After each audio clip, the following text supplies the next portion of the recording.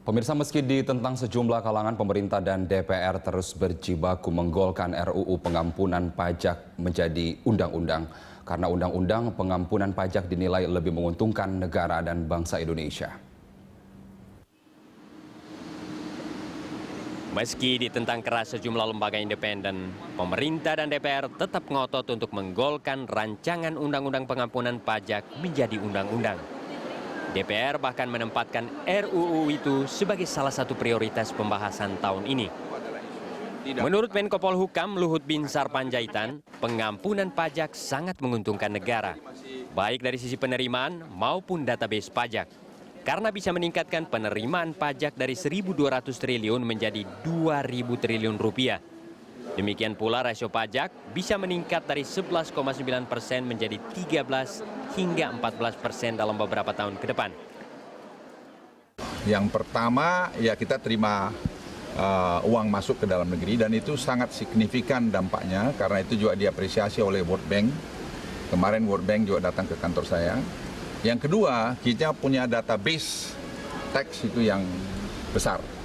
Nah, kalau yang ketiga tambahan, kita dengan demikian bisa menaikkan tax ratio kita dari 11,9% ke mungkin 13-14% dalam beberapa tahun ke depan. Akhirnya kita penerimaan pajak akan jauh meningkat dari yang sekarang kita terima 1.200 triliun, mungkin bisa sampai 2.000 triliun atau mungkin ya 2.000 triliun ke depan. Hal senada juga diungkapkan anggota Badan Legislasi DPR dari PDI Perjuangan, Hendrawan Supratikno. Menurut Hendrawan, potensi dana perusahaan dan atau orang pribadi yang dibidik oleh undang-undang baru itu mencapai 7.000 triliun rupiah. Dan jika dikenakan uang tebusan atau pajak sebesar 3-8% atau rata-rata 5%, penerimaan negara bisa mencapai 350 triliun rupiah. Jadi dalam RUU itu diusulkan untuk memperoleh surat pengampunan ya dari Satgas Pengampunan itu harus ada uang tebusannya. Ada sesuatu yang harus dikembalikan kepada negara. Besarannya antara 3-8%. Tergantung kecekatan orang itu minta ampun. Orang yang lebih cepat minta ampun berarti orang yang dalam tanda petik niatannya baik. Itu sebabnya diberi tarif yang lebih rendah dibanding orang yang baru memanfaatkan pada menit-menit terakhir. Sementara Forum Indonesia untuk Transparansi Anggaran atau FITRA justru menentang keras RUU tersebut dan meminta DPR tidak membahasnya lebih lanjut. Karena bertentangan dengan pasal 23 dan 23A Undang-Undang Dasar 1945 maupun Undang-Undang Perpajakan dan Undang-Undang tentang Keuangan Negara. Rancangan undang-undang itu bahkan berpotensi menjadi karpet merah bagi para pengusaha, koruptor, dan pelaku kejahatan ekonomi lainnya. Apalagi uang tebusan yang dikenakan sangat kecil dan tanpa sanksi pidana.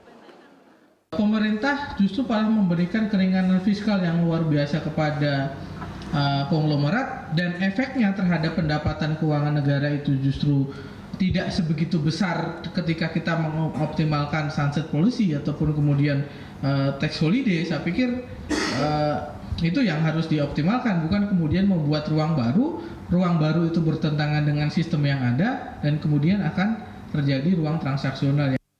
Berdasarkan draft rancangan Undang-Undang Pengampunan Nasional, fasilitas pengampunan pajak bagi orang pribadi atau badan yang diberikan antara lain berupa penghapusan pajak terutang, sanksi administrasi dan sanksi pidana atas pelanggaran kewajiban perpajakan. Selain itu, tidak dilakukan penagihan pajak dengan surat paksa, pemeriksaan pajak, pemeriksaan bukti permulaan, penyidikan dan penuntutan tindak pidana di bidang perpajakan.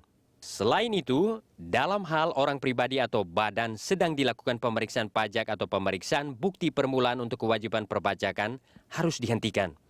Selain memperoleh fasilitas tersebut, orang pribadi atau badan juga memperoleh pengampunan tindak pidana terkait perolehan kekayaan, kecuali tindak pidana teroris, narkoba, dan perdagangan manusia. Dengan demikian, koruptor dapat berpeluang mendapatkan pengampunan tindak pidana terkait perolehan kekayaan dari hasil korupsi. Namun Menko Polhukam menyatakan pemberian teks amnesti tidak diberlakukan kepada pihak yang kasus hukumnya sudah P21 atau berkas hukumnya lengkap. Tim Liputan, Berita 1, Jakarta.